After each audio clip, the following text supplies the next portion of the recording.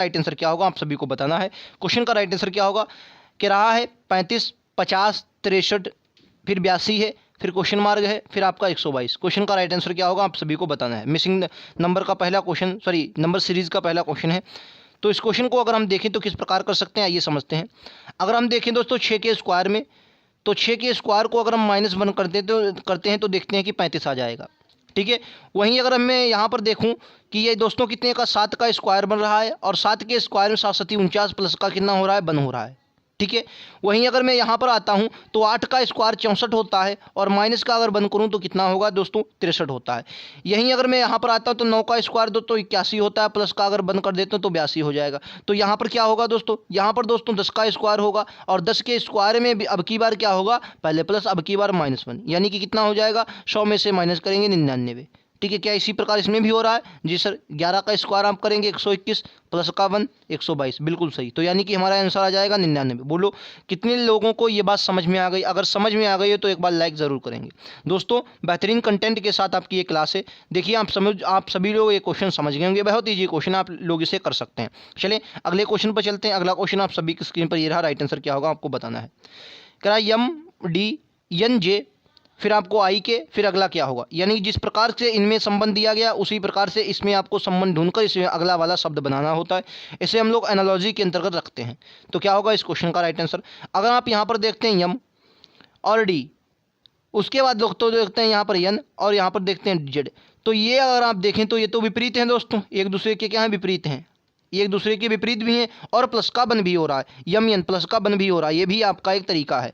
लेकिन आई में अगर आप दोस्तों प्लस का बन कर रहे हैं तो आई में प्लस का बन होता है J, मतलब आई 9 पर J होता है 10 पर, लेकिन J तो ऑप्शन में मिल नहीं रहा है। तो यानी कि जो हमारा कॉन्सेप्ट लगेगा वो विपरीत वाला दोस्तों लगेगा। कौन सा? विपरीत वाला। तो आई का विपरीत क्या होता है? आई का विपरीत होता है R। ठीक है, अब इसमें क्या कॉन्सेप्ट होगा, इसमें दोस्तों विपरीत का कोई जेड का होता है, जेड का विपरीत दोस्तों ये होता है, तो ए का विपरीत वाला कोई ऑप्शन नहीं है। तो अगर हम डी में से -4 कर दें, क्या दोस्तों डी में से -4, अब आप कहेंगे दोस्तों -4, तो आपको पता होगा ये 4 पर आता है, ये 26 पर आता है, और आप बेक पर चले जाएंगे, यानी कि कितना चले जाएंगे बेक पर, तो यानी कि -4। तो जेड से अगर मैं डी से -4 करता हूँ तो आपका जेड आता है। उसी प्रकार अगर के कितने पर आता है तो के कहेंगे 11 पर। अगर मैं 11 से -4 करता हूँ तो आपका कितना आ जाएगा 7 आ जाएगा, और 7 पर आप सभी लोग जानते होंगे क्या होता है जी होता है। 7 पर कितना होता है जी होता है, यानी कि क्वेश्चन नंबर हमारा answer right answer option number A हो जाएगा। बोलो ये बात कितने लोगों को समझ में आ गई? बेहतरीन क्वेश्चन था, आप सभी को उम्मीद है ये क्वेश्चन समझ में आ गया होगा। ऐसा क्वेश्चन जब भी आए आप लोगों को गलत नहीं करना है, ठीक है, समझ गए। चलिए पहले में विपरीत था, दूसरे में -4 हो रहा था। अगला क्वेश्चन पर चले। अगला क्वेश्चन आप सभी की स्क्रीन पर दोस्तों ये रहा, राइट आंसर क्या होगा। ये भी अच्छा क्वेश्चन है, आप सभी को बताना है राइट आंसर क्या होगा। किराया यदि उषा निशा से लंबी है, निशा आशा से लंबी है, अलका उषा से लंबी है, हर्षा आशा से छोटी है, तब इनमें सबसे लंबी कौन है, ये आप सभी को बताना। सबसे लंबी कौन, समझो भाई साहब। कह रहा उषा निशा से लंबी है, निशा से लंबी, यानी कि निशा यहाँ पर है और यहाँ पर उषा, उषा जो है वो लंबी है। कह रहा निशा से लंबी है कौन, उषा। निशा आशा से लंबी है, निशा जो है वो आशा से लंबी है, यानी कि आशा तो आ गई नीचे भाई साहब, निशा आशा से लंबी है।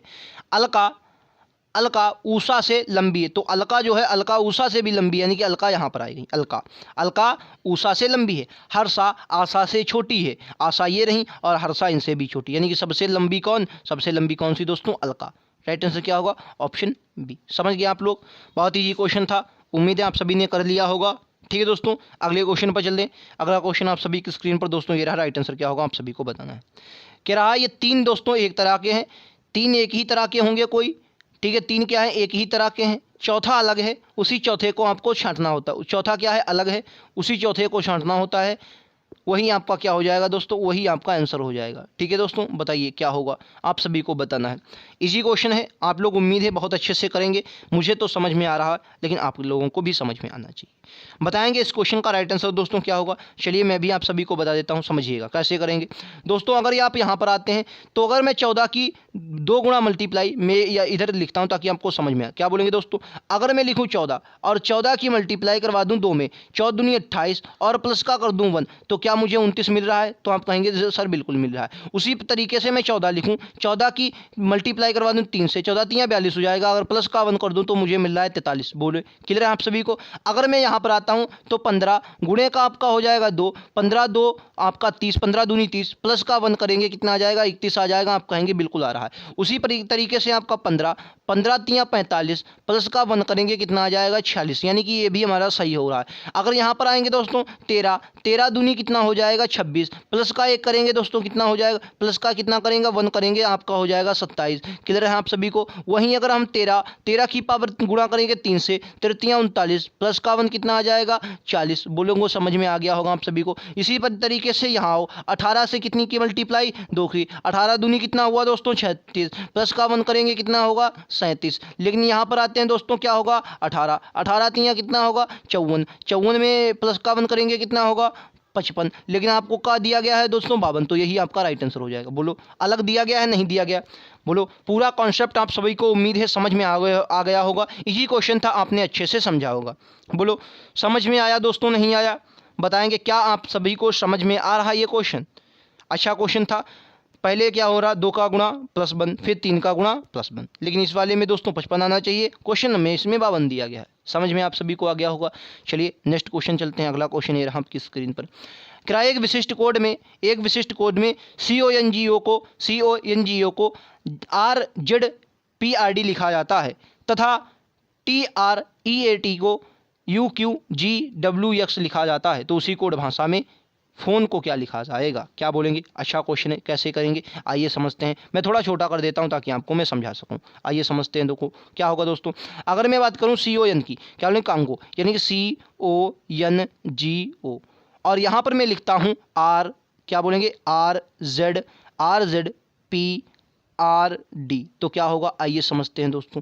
अगर मैं यहाँ पर देखता हूँ यन कितने पर 14 पर, यहाँ पर कितना प्लस का 2 हो रहा है, यानी कि ये तो आपको समझ गया प्लस का 2। ठीक है अच्छा क्लियर है। ओ दोस्तों कितने पर 15 पर, आर कितने पर होता है RST, तो यानी कि आर होता है 18 पर, यानी कि ये कितना प्लस का 3, ये कितना हो रहा है प्लस का 3 हो रहा है। सी दोस्तों 3 पर ये माइनस का 3 हो रहा है। G 7 पर, डी ये कितना ये माइनस का 3, ओ आर प्लस का 3। समझ रहे होंगे आप। ठीक है अच्छा इसी पर के इसमें ऐसे में भी ऐसा हो रहा है। तो पी में क्या करें, देखो दोस्तों ओ क्या होगा, ओ में प्लस का 2 होगा, ओ 15 पर 2 आएगा 17 पर, यानी कि क्यू, बीच में क्यू होना चाहिए है, बीच में क्यू है, बीच में क्यू है, बीच में क्यू नहीं है, ये तो गया। अब समझो भाई साहब, अब समझो भाई साहब क्या करेंगे।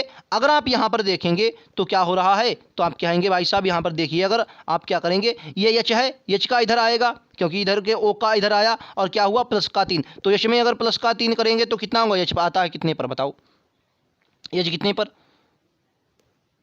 8 पर, और 8 में 3 करेंगे कितना आएगा दोस्तों 11, यानी कि शुरू में के आना चाहिए, शुरू में के आना चाहिए। यहाँ भी नहीं, राइट आंसर क्या होगा बी होगा। बस पूरा हमें देखने की ज़रूरत नहीं, यही आंसर होगा, चाहे आप इसमें देख ले। पी आपका कितने पर 16 पर, माइनस का कितना करेंगे, माइनस का यहाँ पर तो कितना हुआ 16 में से कितना जाएगा दोस्तों 3, तो कितना बचेगा आपका 12, 13 पर क्या आता है, यम आता है नहीं आता, बोलो। तो राइट आंसर क्या होगा आपका बी हो जाएगा। समझ में आया। कितने लोगों को ये बात समझ में आ गई है, जितने लोगों को ये बात समझ में आ गई होगी आप थम्स अप जरूर भेजेंगे। ठीक है दोस्तों, उम्मीद है आप सभी को ये बात समझ में आ रही होगी। चलिए अगले क्वेश्चन पर, नेक्स्ट क्वेश्चन पर बढ़ा जाए। समझ में आप सभी को आ रहा है, चलिए नेक्स्ट क्वेश्चन पर बढ़ा जाए। नेक्स्ट क्वेश्चन आप सभी की स्क्रीन पर ये रहा। आज रविवार है तो आज के 59वां दिन कौन सा होगा। ऐसे क्वेश्चन एसएससी जीडी लगातार पूछता है और फिर से आपके एग्जाम में भी पूछेगा। जब दोस्तों ऐसा क्वेश्चन दिया है तो हम लोगों को देखना होता है कि एक्स्ट्रा डेज हमारे पास कितने हैं। तो एक्स्ट्रा डेज कैसे निकालेंगे, तो आप दोस्तों को पता होगा कि 7 दिन के बाद, क्या दोस्तों 7 दिन के बाद क्या होता है, 7 दिन के बाद क्या होते हैं, दिन फिर से वही होते हैं, रिपीट होने लगते हैं। क्या होते हैं, दिन फिर से वही दिन होने लगते हैं। जैसे मैं बात करूं, मैं कहूं आपसे कि आज दोस्तों सोमवार है, क्या कहूं मैं, आज कहूं सोमवार है, तो आज से 8 दिन बाद कौन सा दिन होगा, 8 दिन बाद कौन सा दिन होगा, तो क्या बोलेंगे आप, कहेंगे 8 दिन बाद हमसे पूछा गया है, तो ये इस 8 को अगर हम 7 से भाग कर देंगे तो कितना बचा, 1 बचा, 1 को इसमें जोड़ दो भैया, 8 दिन बाद आज से कितना होगा, मंगलवार होगा। तो ये तो आप बहुत अच्छे से समझें कि 8 दिन बाद मंगलवार होता है। ठीक है अच्छा, अगर मैं पूछूं 7 दिन बाद कौन सा होगा, तो 7 में 7 कहें कोई जीरो नहीं बचा, यानी कि 7 दिन बाद सोमवार ही होता। समझ गए, यानी कि 7 से हम क्यों भाग करते हैं, क्योंकि 7 दिन बाद फिर से वही क्या होते हैं, वही दिन रिपीट होने लगते हैं। समझ गए। चलिए अब कह रहा हूँ 59वां दिन कौन होगा, तो 59 को अगर हम 7 से भाग करते हैं दोस्तों तो कितना देगा, 7×7=49, 7×8=56, यानी कि कितना दिया, तो 7×8 जब 56 हो जाएगा तो कितना एक्स्ट्रा डेज कितने, 3 दिन बचे। आज दोस्तों क्या है, रविवार है, आज कितना है, रविवार, रविवार में 3 ऐड कर लो, रविवार में 1 जोड़ेंगे सोमवार हो जाएगा, रविवार में 2 जोड़ेंगे दोस्तों मंगलवार हो जाएगा, और रविवार में जब 3 जोड़ देंगे भाई साहब क्या हो जाएगा, बुधवार हो जाएगा, जो कि ऑप्शन नंबर आपको किस में दिया गया, सी में दिया। बोलो समझ में आ गया, बोलो समझ में आप सभी को आ गया, नहीं आ गया, बोलो कितने लोगों को ये बात समझ में आ रही है। जब भी ऐसा क्वेश्चन दिया जाए 7 से आप भाग करेंगे, जितना भी आपका एक्स्ट्रा डेज बचेगा, यानी कि पूरा भाई साहब पूरा तो कटा नहीं, 59 कितनी बार गया, तो 8×7 हमने काटा तो 56 बार गया, यानी कि 56 डेज तो पूरे चले गए, बचे कितने, तो आप कहेंगे 56 भैया 59 में से चले गए 3 बजे, 3 जो एक्स्ट्रा डेज हैं उनको हमने देखा, रविवार में 3 ऐड किया, हमारा बुधवार आंसर आ गया। बोलो समझ में आ गया, समझ में आ गया कि ना। चलिए अगले क्वेश्चन पर चलते हैं। क्या रहा है बताइए, मिसिंग नंबर का बहुत बेहतरीन क्वेश्चन, क्या बोलेंगे इस क्वेश्चन को, ये तोते उड़ जाते हैं ऐसे क्वेश्चन में भाई साहब, जब ऐसा क्वेश्चन आ जाए तोते उड़ जाते हैं, ये मान लीजिए। सभी के सभी बेहतरीन क्वेश्चन आप सभी के लिए इसलिए रखता हूं ताकि आपके एग्जाम में ऐसे क्वेश्चन छपें, और 2021 में मेरी शिफ्ट में भी ऐसे ही क्वेश्चन आए थे, तभी मैं आप सभी को करवा रहा हूं। ठीक है, जैसे भी मेरी शिफ्ट में, मेरी ही शिफ्ट में नहीं, मैंने क्या बोला, आप सभी अगर मेरे साथ लगातार जुड़े तो मैंने क्या बोला, एसएससी जीडी 2018, एसएससी जीडी 2018 का पूरा नॉलेज है। हालांकि एग्जाम नहीं दिया, लेकिन 2018 में जो मतलब एग्जाम उसका 19 में हुआ था, 54 शिफ्टों का स्वयं नॉलेज अपने आप मैंने एनालिसिस किया है, क्योंकि 2021 में मुझे एग्जाम देना था। क्योंकि जब भी आप किसी भी एग्जाम की तैयारी करते हो, जब तक उसके प्रीवियस क्वेश्चन आप नहीं लगाएंगे, मजा दोस्तों नहीं आएगा। फिर क्या हुआ, 2021 का मुझे अपनी शिफ्ट थोड़ी कठिन लगी, क्या दोस्तों, मुझे अपनी शिफ्ट थोड़ी कठिन लगी, तो मैंने क्या किया, मैंने जितने भी 2021 के बाद जैसे ही आंसर की आती है, 2021 की जितनी भी मुझे शिफ्टें मिल पाई मेरे दोस्तों से या गूगल से, जितना भी मैंने कलेक्ट कर पाया, सबका एनालिसिस करने के बाद दोस्तों आपके सामने आता हूं। तो ये तो बात है कि नॉलेज तो दोस्तों है, नॉलेज ग्रहण किया है इधर उधर से, ठीक है। तो ये तो बात है कि क्वेश्चन वही आपको पढ़ाऊंगा जो आपके एग्जाम में आते हैं, ठीक है। और आप सभी के लगातार कमेंट आ रहे थे कि वो क्वेश्चन करवाए जाएं जो एग्जाम में आते हैं, तो वही करवा रहा हूं आप सभी को। इस क्वेश्चन का राइट आंसर क्या होगा बताइए। देखें, अगर मैं यहाँ पर देखूँ 14 दूनी 28 होता है भाई साहब, नहीं होता, लेकिन इनकी जो दोनों की गुणा करवाए तो भी 28 होता है, ठीक है। 7 चक्कू 28, यहाँ गुणा करवाते तो भी आपका 33 आता है दोस्तों, 10×3 33, और यहाँ गुणा करवाते तो भी आपका क्या आता है, 10×3 33 कह रहा हूँ, 10×3 30, क्या बोलेंगे दोस्तों, 10×3 30 यहाँ भी आता है, और यहाँ भी दोस्तों कितना आता है, 10×3 30 ही आता है। बोलो क्लियर। अब यहाँ पर अगर करवाएं तो 22 चक्कू कितना होगा, 88 होगा, 22 चक्कू कितना होगा, 88 होगा। तो 11 से किसकी मल्टीप्लाई करवा दी जाए कि 88 हो जाए, तो आप क्या कहेंगे दोस्तों, 8 की। तो 8 इस क्वेश्चन का राइट आंसर है। बोलो समझ में आ गया, कितने लोगों को ये बात समझ में आ रही है बताएंगे। इजी क्वेश्चन है दोस्तों, लेकिन समझना है, जब तक आप कॉन्सेप्ट दोस्तों आपका क्लियर नहीं होगा क्वेश्चन आपसे नहीं लगेंगे। तो मैं यही कहता हूं कि रीजनिंग में 3-4 चैप्टर पढ़ने, अगर मैंने रीजनिंग आप मेरे साथ लगातार जुड़े हो तो मैंने जब भी आपको बताया, मैंने कहा रीजनिंग में 3-4 चैप्टर करने के बाद सिर्फ आपको प्रैक्टिस करनी है, क्योंकि जितने ज़्यादा क्वेश्चन आपकी नज़रों से निकलेंगे उतना ज़्यादा अच्छा होगा आपके लिए। चलो एक और लगाओ, ये लो, ये देखिए ब्लड रिलेशन का क्वेश्चन है, चूरन फॉर्मी, बहुत अच्छा क्वेश्चन है। क्या बोलेंगे दोस्तों, समझिए। क्या रहा है, यल एम बहनें हैं, पी एल का पति है, ओ एम का पति है, ओ यम का पति है, क्यू यम और ओ का पुत्र है। क्या बोलेंगे, यम और क्यू का क्या संबंध, समझो। देखो भाई, यल और यम बहनें हैं, तो यल और यम ये क्या हैं, बहनें हैं। तो बहनें हैं तो भैया सेम जेंडर में होंगी, मतलब सेम पीढ़ी में होंगी। और गोला कर दिया, मैं देखिए, मैं जब भी ब्लड रिलेशन मैंने अपने आप पढ़ा है, तो मैं जब गोला करूँ तो आप जान जाना ये स्त्रीलिंग है, स्त्रीलिंग से मतलब फीमेल है दोस्तों, ठीक है। और जब मैं ब्रैकेट बनाऊँ तो ये आपको मेल है, ठीक है, मेल है, ठीक है, समझ में आ गया। चलिए क्या बोलेंगे, अच्छा आओ।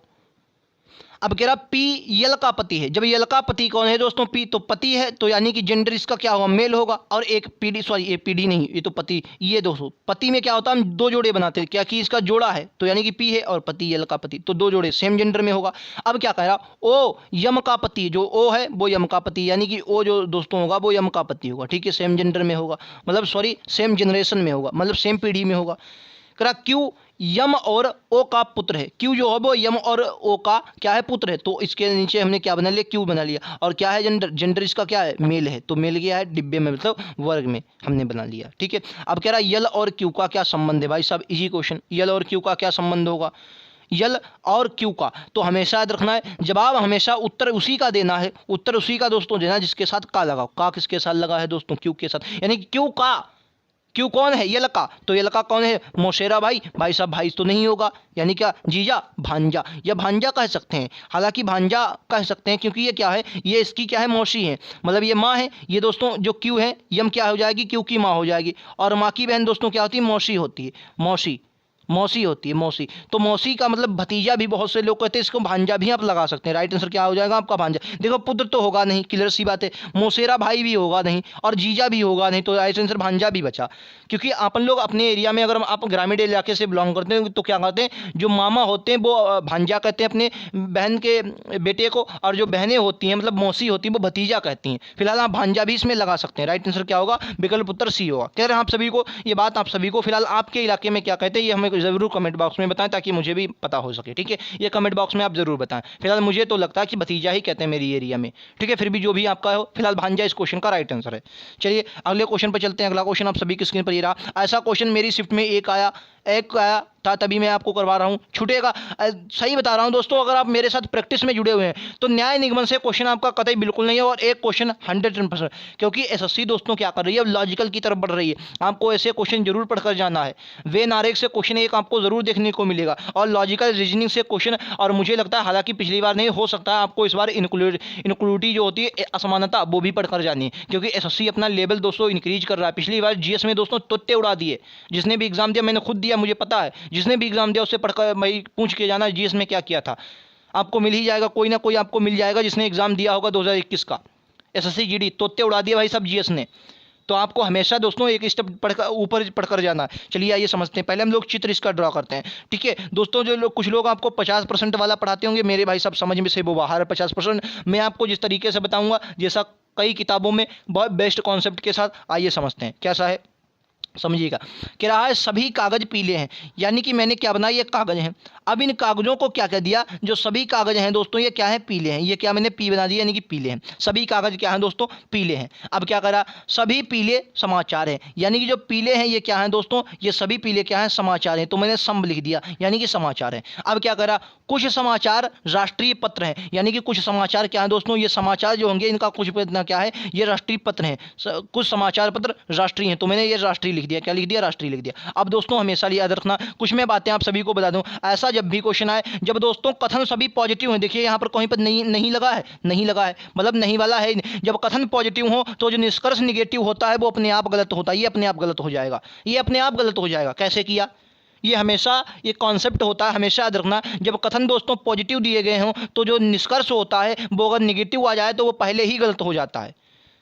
क्योंकि अगर इसमें आप देखें कागज राष्ट्रीय नहीं, तो कागज बनाओ भाई साहब, कागज बनाओ, और ये राष्ट्रीय बनाओ, तो देखिए आपको कहीं ऐसा संबंध दिख रहा, दिखेगा नहीं। यानी कि जब भी आपको हमेशा याद रखना, जब कथन आपके पॉजिटिव दिए गए हों, जब कथन आपके पॉजिटिव दिए गए हों और आपका निष्कर्ष निगेटिव में जाए तो वो हमेशा गलत हो जाए। आ जाओ भाई साहब, कह रहा कुछ राष्ट्रीय पीले हैं। अब एक बात बताओ, इसका अगर चित्र बनाया, कह रहा कुछ राष्ट्रीय पीले, तो राष्ट्रीय का अगर मैं बनाऊँ तो राष्ट्रीय को आर से डिनोट कर दूँ, कुछ राष्ट्रीय कह रहा पीले हैं। क्या भैया कुछ राष्ट्रीय पीले हैं, बताओ क्या कुछ राष्ट्रीय पीले हैं, नहीं है, बिल्कुल गलत है, ये भी बात गलत है।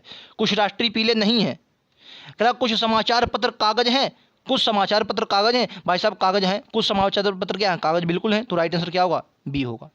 ठीक है, कुछ समाचार पत्र क्या है, कागज है। अगर इसका मैं चित्र ड्रा करूं तो क्या होगा, बी वाले का चित्र चलो ड्रा कर लेता हूं, बी वाले का क्या होगा, कुछ समाचार पत्र, तो समाचार पत्र हो जाएंगे, और क्या है, कागज है, तो कागज है, तो कागज वाला भैया पूरा का पूरा हिस्सा किसके, समाचार अंदर है, तो कुछ वाला तो होगा ही, तो राइट आंसर क्या होगा, ऑप्शन सिर्फ और सिर्फ बी राइट है। क्या बोलेंगे, सिर्फ और सिर्फ दूसरा सही है, बाकी सभी गलत हैं। बोलो समझ में आ गया। उम्मीद है ये क्वेश्चन आपको सभी को समझ में आया होगा। इससे बाहर आपका न्याय निगमन में क्वेश्चन नहीं जाएगा। न्याय निगमन के मुश्किल से आपको 10-12 क्वेश्चन करवा दूंगा, जिंदगी में क्वेश्चन आपका गलत नहीं होगा। ठीक है, न्याय निगमन कभी भी जिंदगी में गलत नहीं होगा। मैंने स्वयं अपने आप पढ़ा है, तो जिंदगी में आपका मेरा नहीं गलत होता, तो मुझे जितना आता मैं अच्छे से बताऊंगा, आप क्वेश्चन करके देख लेना, कभी गलत नहीं होगा। चलो सिर्फ इसमें दूसरा है, क्वेश्चन देख लेते कहाँ पर मिलेगा, ये रहा सी, सिर्फ दूसरा, निष्कर्ष दूसरा सही, ऑप्शन सी।